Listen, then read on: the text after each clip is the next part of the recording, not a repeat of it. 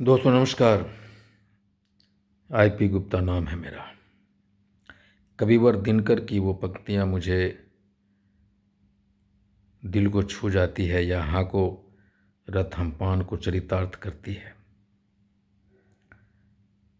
वो कहते हैं कि संघर्ष नहीं जिसके जीवन में वो भी बड़े अभागे होंगे, या तो प्रण को तोड़ा होगा या वे रण से भागे होंगे।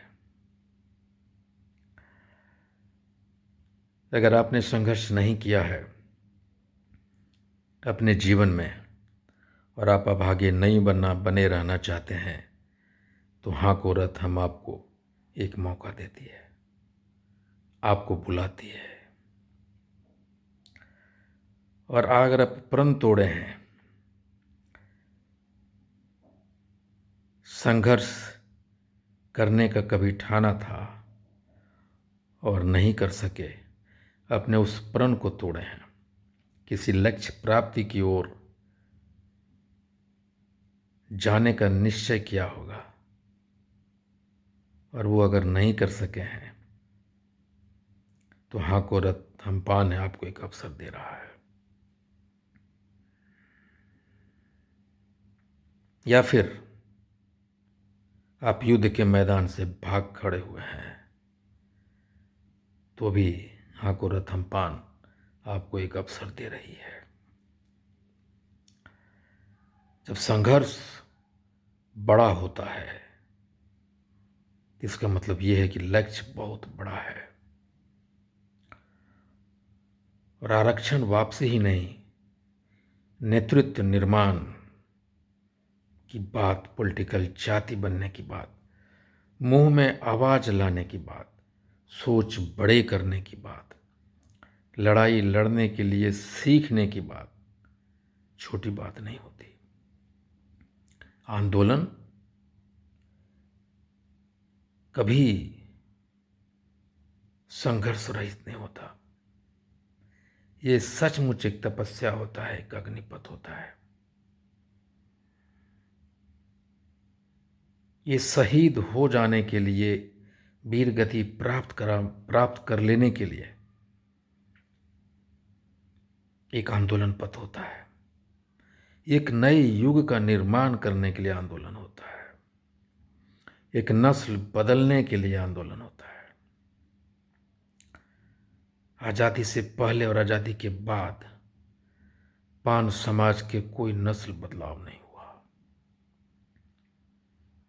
और यह आंदोलन हमें एक नए पान युग की तरफ ले चला है। किसी को उम्मीद नहीं थी कि पूरे बिहार का पान समाज इस आंदोलन को अपने दम पे खड़ा कर देगा और देश दुनिया उसको देखती रह जाएगी।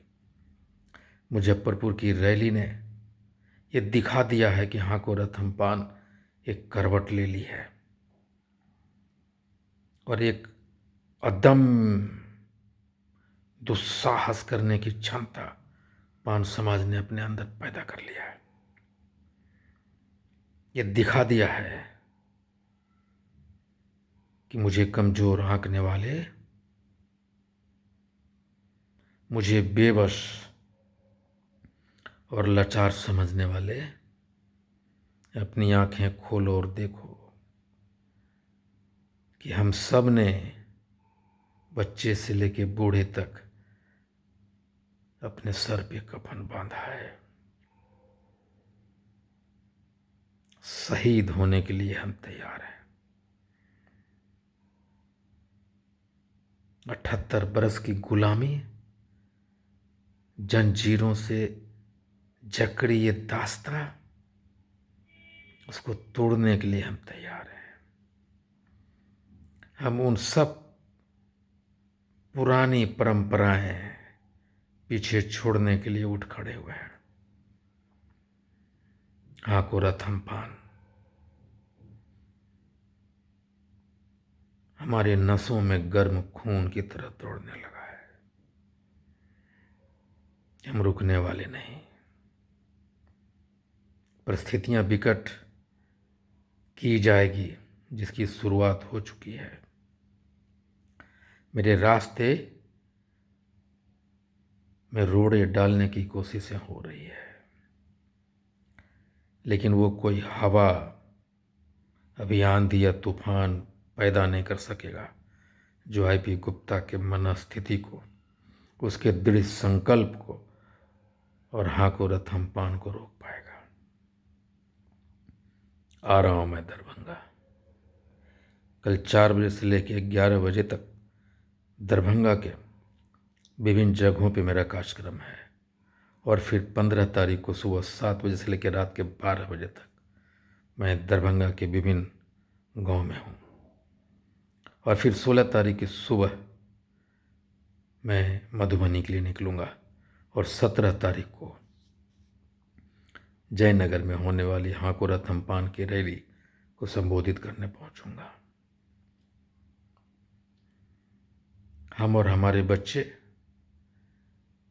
और हमारे लोग, हमारी माताएं बहनों को अब आप कोई दिग्भ्रमित नहीं कर सकता। आप में और हम में अंतर सिर्फ यही है कि आप समाज के साथ राजनीति करते हैं और आईपी गुप्ता समाज के लिए, अपनों के लिए राजनीति करता है। हम आंदोलन भी करेंगे, राजनीति भी करेंगे और पॉलिटिकल जाति भी बनेंगे। हम IAS, IPS, DM, CM, PM भी बनेंगे, लेकिन कभी भी अपने लोगों को झूठ बोल के नहीं। हम जितना झूठ अपने लोगों से बोलेंगे उतने ही हमारे लोग कमज़ोर होते चले जाएंगे।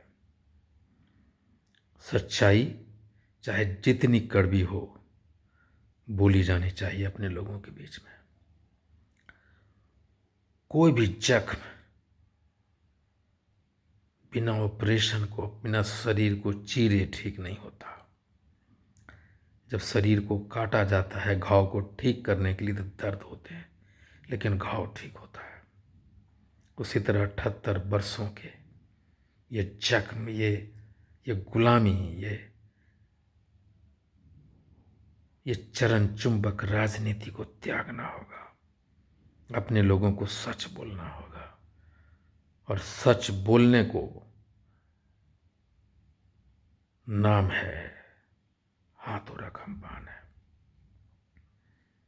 आप अपनी वेदना को, अपनी गुस्सा को, अपने नफरत को, अपने ईगो को, अपने मान सम्मान को, सबको अगर आप त्यागना चाहते हैं तो उसी का नाम है हाको रथमपान है।